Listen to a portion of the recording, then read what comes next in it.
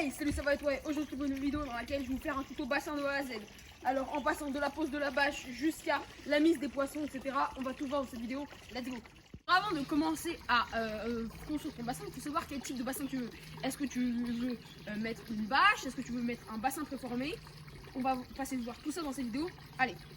Quand tu voudrais mettre un bassin préformé sur une, tu ne conseilles pas particulièrement. Pourquoi? Déjà, ça va être beaucoup plus petit, donc tu vas être limité dans tes capacités. Le deuxième, c'est que tu vas pas avoir le bassin que tu souhaites. Et le troisième, c'est que ça va être beaucoup plus cher qu'une bâche. Donc moi, je vois que des inconvénients. Ça va être un peu plus solide, mais pas plus. Ma bâche, regarde. Ma bâche, c'est une EPDM. Donc là, je t'ai mis un morceau de bâche. Ça fait 2 mm, 2 mm et demi. C'est garanti 50 ans. Donc tu vois qu'il y a quand même pas mal de trucs, quoi. Donc dans le cas où tu voudrais une mini piscine, en tout cas un bassin préformé, on en parle juste après. Mais là on va parler des bâches. Donc il existe deux types de bâches en gros.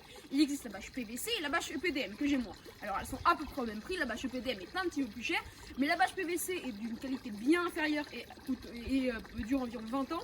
Et la bâche EPDM est d'une qualité énormément supérieure et dure environ 50 ans. Et je vais te montrer la différence. En fait, dans une bâche EPDM, tu vois que là c'est une bâche EPDM de 2 mm, donc c'est énorme. Tu vois, l'épaisseur, c'est super gros. En fait, la bâche EPDM, elle va pouvoir être flexible. C'est-à-dire que tu vois, je la tire et c'est un peu comme du caoutchouc. En fait, c'est une bâche qui est vraiment ultra... qui va pas craindre les plis, en fait. Et dans une bâche PVC, si jamais il y a vraiment un énorme volume d'eau, ça va peut-être compresser.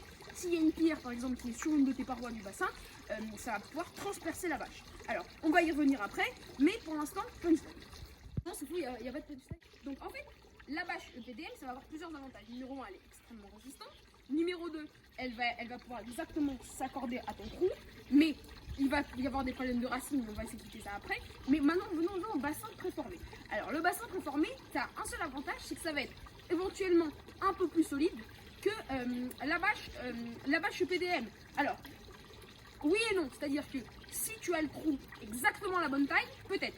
Mais si tu as 1 mm de trop ou pas assez, ça va exercer une pression sur ton truc et ça va casser. Alors, numéro 1, ça peut casser, donc du coup, c'est extrêmement dur de l'installer.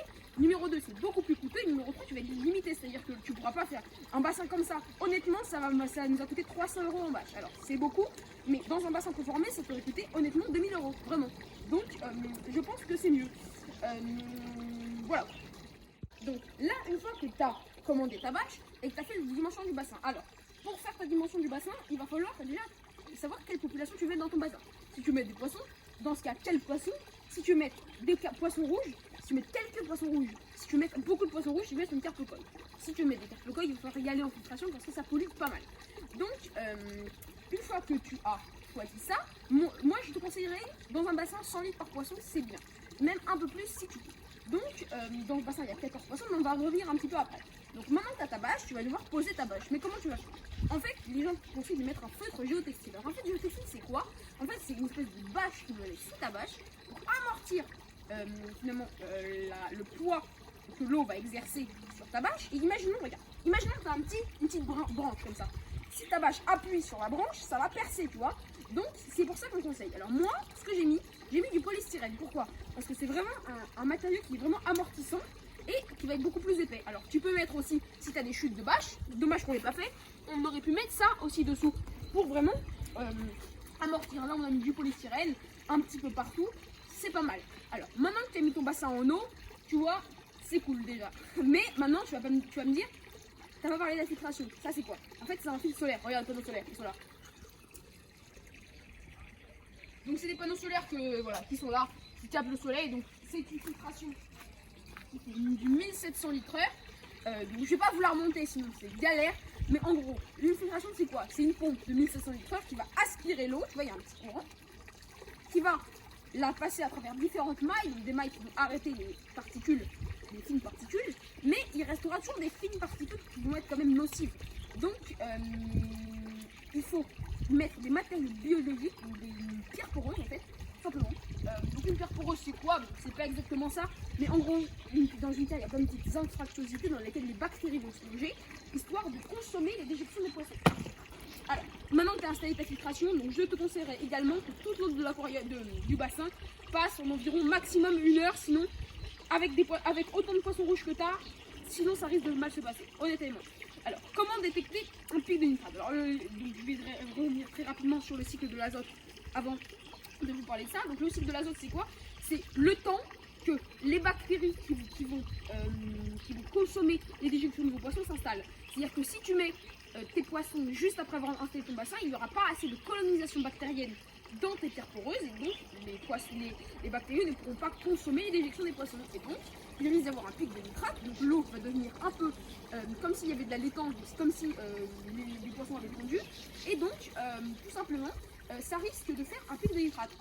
Là, ça peut être dangereux, c'est-à-dire qu'il peut y avoir des infections dans tes nageoires de tes poissons. Et voilà quoi. Maintenant que tu as installé tout ça, moi je te conseille d'attendre entre 2 semaines et 1 mois. Alors moi je te conseillerais d'attendre environ 3 semaines, moi j'ai attendu environ 2-3 semaines avant de mettre les poissons. Donc une fois que tu as ça, il va y avoir des algues filamenteuses qui vont se développer. Alors ne les enlève surtout pas, c'est très bon pour l'équilibre biologique de ton bassin. Donc les algues filamenteuses, pour ceux qui ne savent pas ce que c'est des petites algues qui vont se développer, comme ça. Les poissons vont consommer, mais pas que les poissons. En fait, il va y avoir des araignées d'eau, certains insectes, etc. qui vont venir dans ton bassin, ne les enlève pas, les poissons vont s'en nourrir. Et ça va faire une faune de tes poissons. Ouais, enfin, de ton bassin, pardon, c'est très bon. En plus, c'est super joli. Regarde, la bâche est un peu verte. C'est super joli, c'est bien plus joli qu'une bâche noire. Donc ça, c'est un super truc. Alors maintenant que tu as installé ton bassin, tu vas me dire pourquoi tu n'as pas peur. C'est très simple. Parce qu'en fait, il y a un truc qui est super important dans un bassin, c'est l'oxygénation. Déjà, tu vois, il y a pas mal d'oxygénation. Qu'il n'y ait pas de pollution, même des fines particules. Donc là, il n'y a pas de fines particules, l'eau est totalement cristalline. Et surtout, il ne faut pas qu'il y ait de zone morte. C'est-à-dire, je vais te montrer ce que c'est. Imaginons, là, je mets un pont. Il va y avoir une zone morte, c'est-à-dire l'eau ne va pas passer, tu vois. Et si l'eau ne passe pas, il va y avoir les granulés qui ne sont pas consommés, ou alors des déjections qui vont s'accumuler là. Et voilà, là ça va être mauvais, donc ça va polluer l'eau. Donc moi, je ne suis pas contre les plantes dans un bassin, mais moi je pense déjà qu'il faut en mettre autour du bassin, ce qu'on va faire après, histoire d'ombrager le bassin.